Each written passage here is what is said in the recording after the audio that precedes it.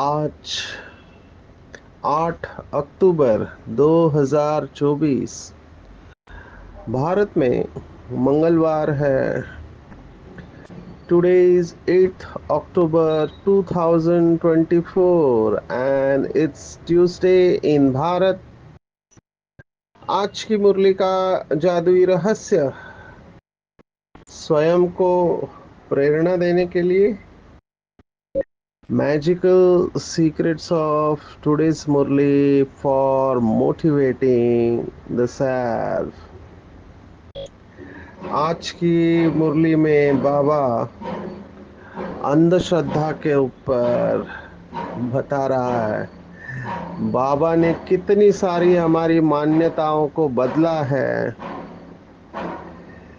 तो आज बाबा waste time और मनी के ऊपर बोल रहा है कि भक्ति मार्ग में कितना पैसा अधिक खर्च करते हैं। जब कोई शरीर छोड़ता है उसके पीछे शरीर छोड़कर गया तो उसकी कोई वैल्यू तो रही नहीं, इसलिए उसके पिछाड़ी जो कुछ करते हैं उसमें अपना टाइम और मनी वेस्ट करते हैं।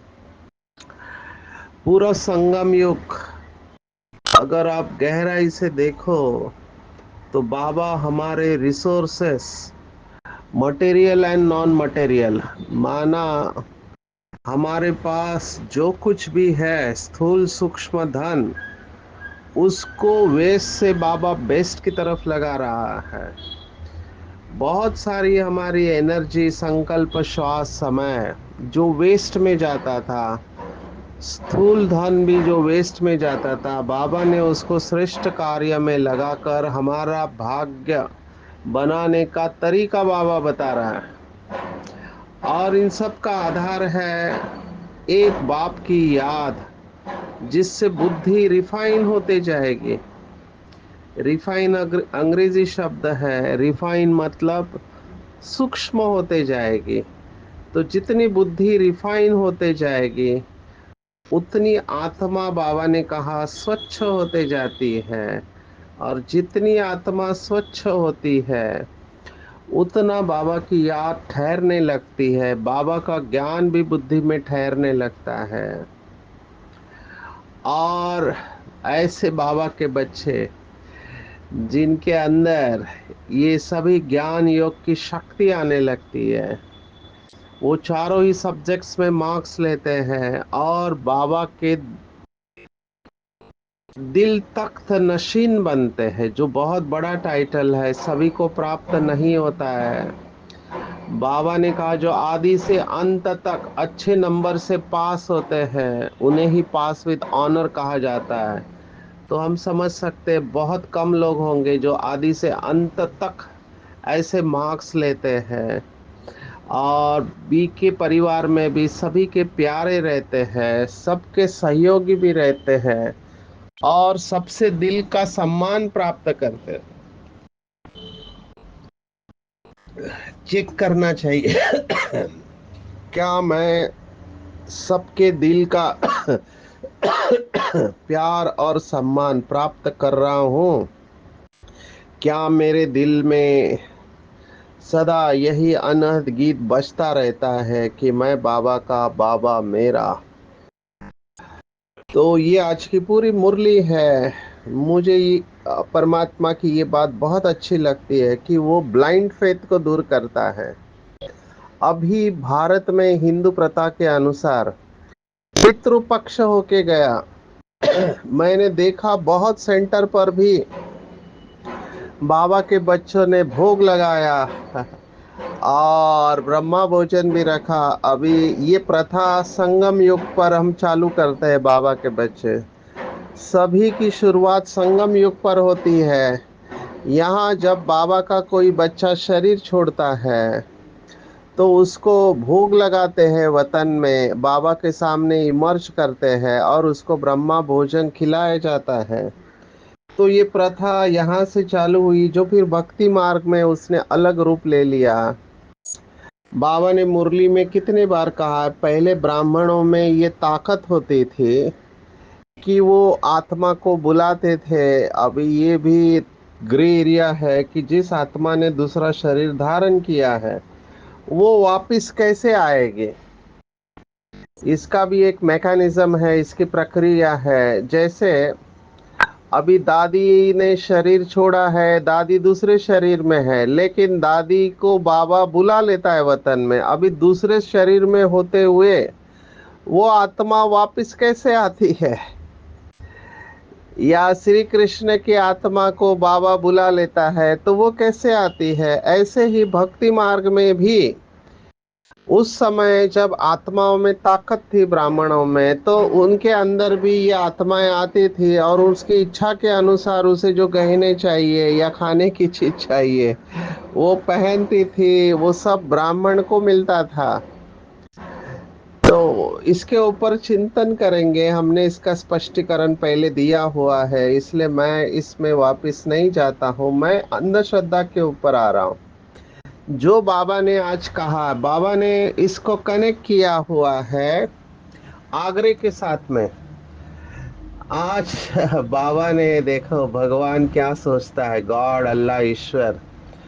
बाबा ने कहा सबसे बड़ा तीर्थ आबू है, और ये आबू में जो देलवाड़ा मंदिर है ये बना कहते हैं 1250 वर्ष हुए, तो बाकी रहे 3700 वर्ष। उन्होंने भी का यादगार और बैकुंठ का यादगार बनाया है। मंदिरों की भी कंपटीशन होती है, एक दो से अच्छा बनाएंगे। अभी तो पैसा ही कहाँ है जो बनावे।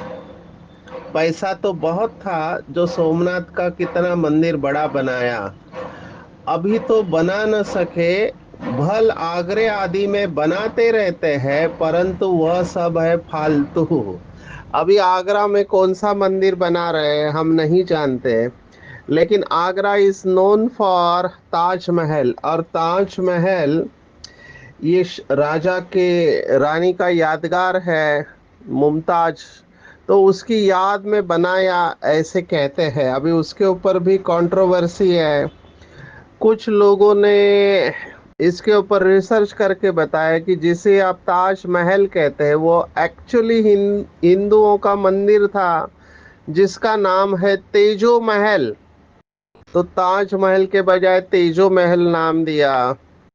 जो भी है, अगर वो ताजमहल है, कब्र है, तो उसके ऊपर भी कई सारे प्रश्न उठाए। लेकिन बाबा जो कह रहा है ये मरने के बाद जो यादगार बनाते हैं वो बनाना चाहिए या नहीं बनाना चाहिए। देहधारियों का यादगार बनाना चाहिए या शिव बाबा का यादगार। तो बाबा ने इसी भाव से आगे गया है कि परमात्मा तो निराकार है। तो देखो बाकी धर्म वाले हैं, इस्लाम है या फिर क्रिश्चियनिटी में कहते गॉड इज लाइट, हालांकि उन्होंने भी जीसस क्राइस्ट को ही भगवान समझ लिया। लेकिन इस्लाम में निराकार को परमात्मा कहते हैं। अभी मुझे किसी ने एक वीडियो भेजा, भारत के बहुत सारे पढ़े लिखे मौलाना है, तो उन्होंने कहा कि नमाज ये शब्द जो है ये भारत का शब्द है, वो अरब कंट्री में अलग शब्द है। तो नमाज वो कहते हैं कि संस्कृत शब्द से आया है। नमा माना झुकना, अज माना भगवान, ये तो भगवत गीता में भी शब्द आया है अज।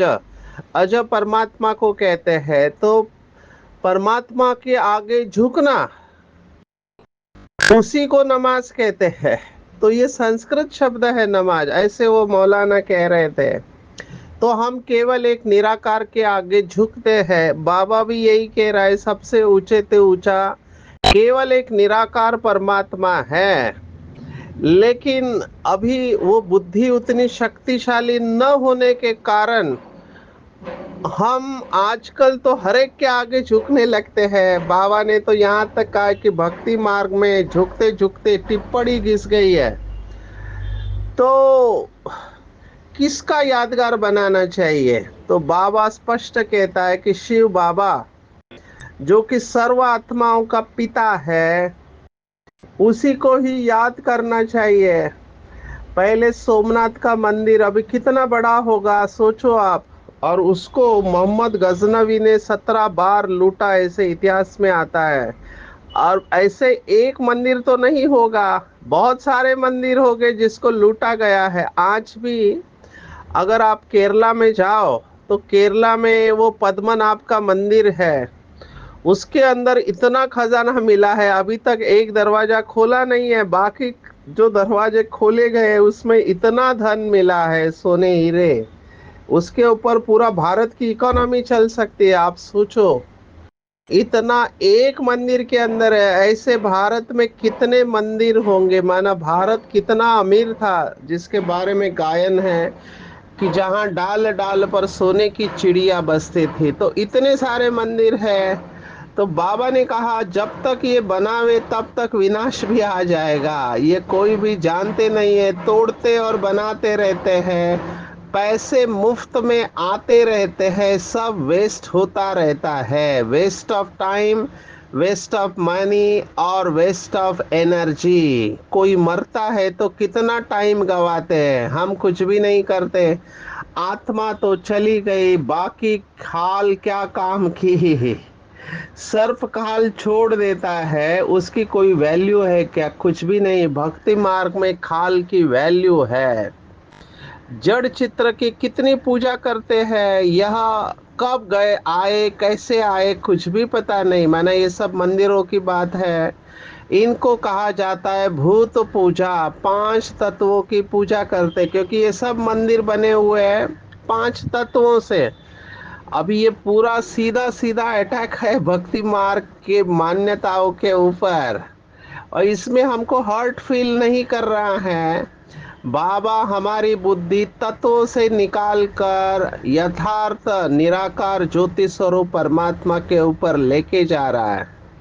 हमारा जो सीढ़ी का चित्र है उसमें भी ये बताया हुआ है कि कैसे देवताएं नीचे उतरते उतरते भक्ति मार्ग चालू हुआ। और पहले तो शिव बाबा की पूजा करते थे, उसके बाद देवी देवताओं की चालू किया, फिर पेड़ पौधों की भी पूजा करना चालू किया, अभी तो गुरु लोग अपनी पूजा कराते हैं। अभी देखो, स्वर्ग के बारे में बाबा ने याद किया कि हेवन स्वर्ग, उसमें क्या होता है तो समझो यह लक्ष्मी नारायण स्वर्ग में राज्य करते थे, 150 वर्ष आयु पूरी हुई, शरीर छोड़ दिया, बस। अभी लक्ष्मी नारायण का शरीर भी देखो, शरीर कोई काम का न रहा, उनकी वहां क्या वैल्यू होगी, आत्मा चली गई, शरीर चंडाल के हाथ दे दिया, वो रस्म रिवाज के अनुसार जला देंगे। ऐसे नहीं कि उनकी मिट्टी लेकर उड़ाएंगे नाम करने के लिए, कुछ भी नहीं। यहाँ तो कितना करते हैं, ब्राह्मण खिलाते हैं, ये करते हैं, वहां यह कुछ होता नहीं। अब ये हमको चिंतन करना चाहिए कि भगवान ये कह रहा है तो हम यहाँ पे जो ब्राह्मण खिलाते हैं, मुझे ये प्रश्न पूछा किसी ने कि बाबा तो कहता है ये सब waste of time money energy है, तो हम जो करते हैं क्या वो waste of time money energy नहीं है? अब ये बहुत ट्रिकी प्रश्न है, क्योंकि हमारे सभी सेंटर पर ऐसे भोग लगता है, उसके पीछे हमको यथार्थ बाबा ने जो सुनाया है उसको समझना है, कर्मों की गुह्य गति और ड्रामा को अच्छी तरह से समझना है। अभी बाबा ने मुरली में कहा है कि आत्मा वापिस आके तो भोजन नहीं करेगी, केवल शिव बाबा है जो भासना लेता है, भासना लेता है, वो भी खाता नहीं है, वो अभोक्ता है, खाते तो हम ही हैं। तो ये करना जरूरी है क्या? तो ये परंपरा ब्राह्मण परिवार में चालू हो गई है। अभी कोई भी बात ड्रामा में चलती है तो हमको उसको एक्सेप्ट करना चाहिए, हालांकि अंदर से भाव रखना चाहिए कि वो जो भी आत्मा आगे गई है उसके प्रति दुआएं हमको देते रहना चाहिए। मुझे लगता है इसके पीछे भाव यही है कि जो भी आत्माएं हमारे जीवन में आती है उनके साथ हमारा कर्मों का हिसाब किताब होता है। कर्मों का हिसाब किताब माना हमने जाने अनजाने में ऐसे कर्म किए होते हैं जिनसे उनको दुख पहुंचा हुआ रहता है।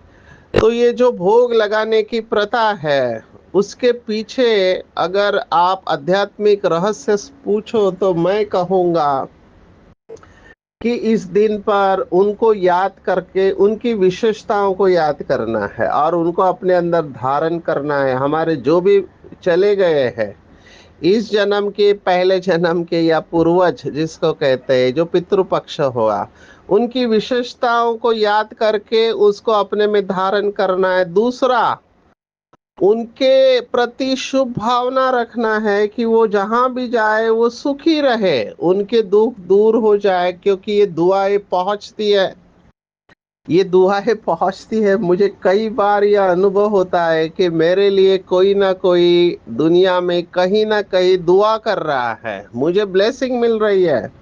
अब ये कैसे पता चलता है? तो हम बैठे हैं, कुछ कर नहीं रहे, कोई योग नहीं कर रहे, कुछ नहीं कर रहे, लेकिन बैठे बैठे हम अचानक हल्के हो जाते हैं। तो ये ब्लेसिंग मिल रही है। अभी ये ब्लेसिंग कहाँ से मिल रही है? दो तीन जगह से मिलती है। एक, बाबा ने मुरली में कहा है कि मैं बच्चों की पालना करता हूँ। तो बाबा ने कहा जैसे साकार में बाबा थे तो बच्चों को माखन मानी खिलाते थे, और लौकिक में माँ भी अपने बच्चे को अच्छा खाना खिलाती है। तो बाबा ऊपर बैठे वतन में, बाबा ने कितने बार कहा हर बच्चे के ऊपर मेरी नज़र है। तो बाबा को जो बच्चा अच्छा लगता है, प्रिय है, उसको बाबा सकाश देते हैं, तो वो एनर्जी आती है, शिव बाबा से मिलती है, ब्रह्मा बाबा से मिलती है। हमारी जो फाउंडेशन वाली आत्माएं हैं, एडवांस पार्टी में गई हुई आत्माएं, उनकी भी तपस्या का प्रकंपन हमारे तक पहुंचता है। और इस दुनिया में जो आत्माएं आगे गई है, जिनको हमने बहुत सुख दिया है, उनसे भी हमको दुआएं मिलती है। और इस जन्म में हमने जितनों को सुख दिया है वो भी हमको मिलते, तो ये पूरा कल्मिनेट होता है, सभी एक साथ पैकेज में आ जाता है।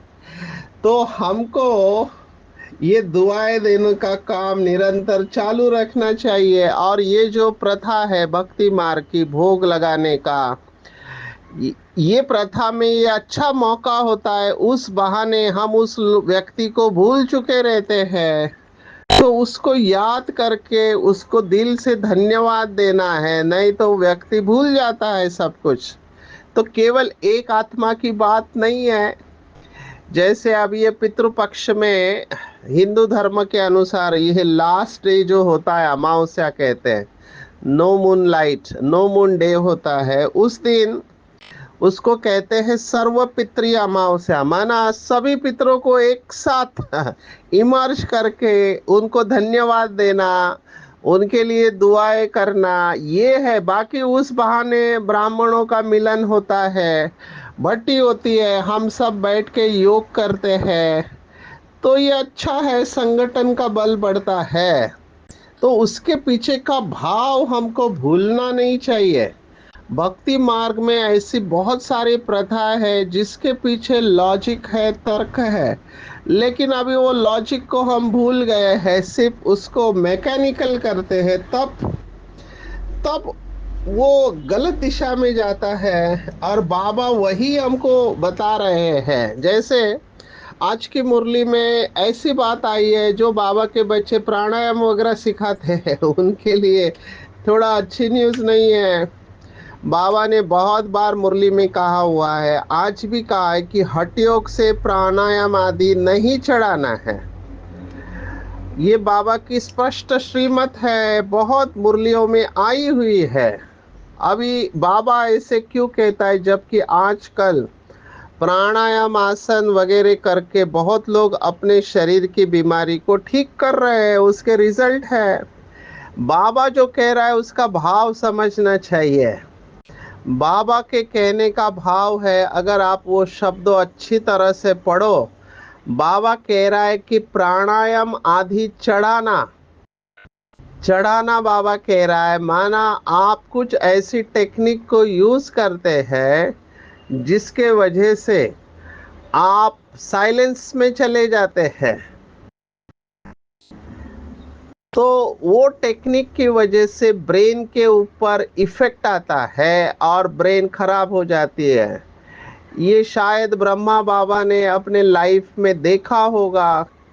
इसलिए हम भी एज ए डॉक्टर एडवाइस करते हैं कि आप कोई भी प्राणायाम आदि करते हो अंडर गाइडेंस करना चाहिए, क्योंकि गलत तरीके से अगर हमने किया तो शरीर के ऊपर इफेक्ट आएगा। ऐसे केसेस है कि आपने प्राणायाम किया तो प्राणायाम में भी कॉन्ट्राइंडिकेशंस है, जैसे दवाई में कॉन्ट्राइंडिकेशन होते हैं कि किसको देना चाहिए किसको नहीं देना चाहिए। बहुत भाई बहनों को ये भी पता नहीं कि राजयोग मेडिटेशन कुछ लोगों को नहीं सिखाना चाहिए। ऐसे हमारे बीके डॉक्टर्स कहते हैं, खास करके जो दिमाग के स्पेशलिस्ट है साइकियाट्रिस्ट, वो कहते हैं कि हमारा बुद्धि योग है। तो जिनके बुद्धि में प्रॉब्लम है, खास करके मानसिक बीमारी साइकोसिस वाले, उनको राजयोग नहीं करना चाहिए, क्योंकि ऐसे भी केसेस है कि मेडिटेशन करने के बाद बीमारी बढ़ गई। ऐसे पेपर पब्लिश हुए हैं कि मेडिटेशन करने से साइकोसिस की बीमारी बढ़ गई है। इसलिए हमको ब्लैंड सभी को नहीं बोलना चाहिए। हालांकि वाइब्रेशन काम करता है ना, पर हमको शुभ भावना रखनी है। लेकिन ये भी ध्यान में रखना है, आजकल कायदे का जमाना है और लोगों की वृत्ति सात्विक नहीं है। तो हमको क्या करना चाहिए? तो हमको युक्ति से चलना चाहिए। पहली बात, ये सब मैं भाई बहनों को बता रहा हूँ जो कोर्स कराते हैं, जिनके पास ऐसे पेशेंट आते हैं। नंबर वन मैं कहना चाहूँगा, जो सुसाइडल थॉट्स वाले लोग हैं, जिनके अंदर आत्महत्या के विचार आते हैं, अगर ऐसा कोई व्यक्ति आता है तो हमको बहुत अलर्ट हो जाना चाहिए। वो केस हाथ में लेने के पहले उनको या उनके परिवार वालों को बताना चाहिए कि इसका इलाज ज़रूरी है, क्योंकि ये कायदे के अनुसार है। We must treat this patient. साथ में मेडिटेशन कंबाइन करना है। अगर उसको साइकोसिस नाम की बीमारी है, जिसमें उसको आवाज़ सुनाई देते हैं, कुछ दिखाई देता है या बहुत भास होते हैं, तो ऐसे लोगों के लिए मेडिटेशन नहीं है, क्योंकि वो कुछ और कर सकते हैं under the effect of meditation. और फिर लौकिक वाले बोलेंगे पहले अच्छे था, ये मेडिटेशन करने के बाद ऐसा हो गया। तो यहाँ पर हमको थोड़ा एक्सरसाइज कॉशन करना चाहिए। ये कुछ केसेस होने के बाद मैं आपको अनुभव से कह रहा हूँ। तो ये जो बाबा ने आज कहा कोई की ब्रेन खराब हो जाती है, तो ये हमको ध्यान में रखना है। मुझे हमारे यूके के एक बहुत वरिष्ठ डॉक्टर ने ये पेपर बताया कि मेडिटेशन से कुछ साइकोसिस प्रेसिपिटेट हो जाते हैं, मानसिक बीमारियां। तो इसके ऊपर रिसर्च भी पब्लिश हो रहा है। तो हमको बहुत युक्ति से चलना चाहिए, क्योंकि घर वालों की भावना रहती है कि ब्रह्मा कुमारी में जाने के बाद सभी बीमारियां ठीक हो जाएगी। तो हमको उनकी भावना का सम्मान रखना चाहिए, लेकिन साथ में ये भी कहना चाहिए कि आपको इलाज चालू रखना है। तो ये जो ब्रेन खराब होने की बात है, मुझे याद आ रहा है चंद्रमणि दादी का अनुभव। उनको एक बार बुलाया गया, ऐसे ही एक व्यक्ति प्राणायाम चढ़ा के बैठ गया। अभी कितना समय हुआ, एक दिन दो दिन वो बैठा ही है। तो उसकी माँ को कॉन्फिडेंस था कि ये वापिस आएगा, लेकिन बहुत लोगों को डाउट आया। दादी ने जाके चेक किया तो पता चला ये शरीर छोड़ चुका है। तो ऐसे बहुत सारे केसेस हैं। मेरे पास एक केस आया था, शायद मैंने पहले भी सुनाया है। मेरा ड्यूटी था मुंबई के हॉस्पिटल में। तो एक ऐसा ही गुरु जो जमीन के नीचे 7 दिन तक रहता था, ऊपर से मिट्टी डाल देते थे। उसको कैंसर हुआ था मूत्राशय का, माना यूरिनरी ब्लैडर का, और वो बहुत चिल्लाता था। देखो इतना बड़ा योगी, लेकिन वो दर्द को सहन नहीं कर पाता था। उसको बार बार कहता था कि मुझे पेन किलर दे दो, पेन किलर दे दो। तो जब वो ठीक था, मैंने उनसे पूछा कि तुम कैसे रह देते हो? कहते हम प्राणायाम चढ़ाते हैं। तो ऐसी टेक्निक है, बहुत सारी टेक्निक है जिससे कि ये सब पावर्स आती है। लेकिन बाबा ने आज उसको स्पष्ट कहा है, ये अल्पकाल की शांति है। वो लोग भी पावरफुल होते हैं, अल्पकाल की शांति है, पर इससे कोई फायदा नहीं है। तो बाबा यहाँ से हमारी बुद्धि हटवा रहा है। अगर फिर भी आपको प्राणायाम आसन करना है तो मैं सजेस्ट करूंगा, टेक मिडल पाथ, मध्य मार्ग निकालो। ये सब क्रिया करते समय सोल कॉन्शियस होके करना है कि मैं आत्मा शरीर को स्वस्थ रखने के लिए कर रही हूँ। तो सोल कॉन्शियस होके ये सब आप कर सकते हैं, लेकिन टू मच उसमें नहीं जाना है। स्पेशली जब आपको गाइडेंस नहीं है, आप अकेले ही कर रहे हैं, टीवी देख के कर रहे हैं। कई लोगों का मैंने देखा प्राणायाम करते हैं अंडर गाइडेंस, गलत तरीके से करते हैं तो हर्निया हो जाता है, क्योंकि पेट में गैप है, वहां से फिर बहुत कुछ होता है। तो ये सब केसेस हमने देखे हैं, इसलिए अंडर गाइडेंस हमको करना चाहिए। गुरु बिना गति नहीं है। आगे आते हैं, बाबा ने कहा बाप का बनकर अगर कोई ऐसा काम किया तो और ही डिससर्विस करते हैं। इंद्र सभा में विकारी को नहीं ले आना चाहिए। मैं फिर से अंडरलाइन करूंगा, अभी हमको क्वालिटी को मेंटेन करना चाहिए, मुझे ऐसे लगता है, क्योंकि ब्रह्मा कुमारी मेजॉरिटी हो गए। किसी भी कारणवश अपनी क्वालिटी को कॉम्प्रोमाइज नहीं करना है, क्वालिटी को मेंटेन करना है। तो ऐसे आत्माओं को जो विकारी है, बाबा शुरुआत से ये स्टांस मेंटेन किया हुआ है, क्योंकि लाने वाले के ऊपर भी बोझा चढ़ जाएगा।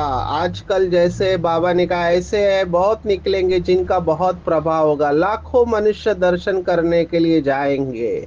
और शिव बाबा कितना कितना गुप्त रहता है। आज एक शब्द इस्तेमाल किया, मुझे बहुत आश्चर्य लगा। बाबा कहते थर्ड क्लास ट्रेटर भी है। थोड़ा ज्ञान मिला तो समझते हैं हम शिव बाबा के भी बाबा बन गए। कितना अहंकार होगा, पहचान तो है नहीं कि मैं कौन, नॉलेज देता है। आज ऐसे ही बहुत बाबा हो गए, सब जगह पे बाबा का नॉलेज सुन के अपना उसमें मिला के दुनिया के सामने प्रेजेंट करने वाले बन गए हैं। एक है कहता है ये तुम्हारा शिव जो है ये नीचे ही है, इसके ऊपर दूसरा परम शिव है, उस परम शिव के ऊपर तीसरा परम परम शिव है।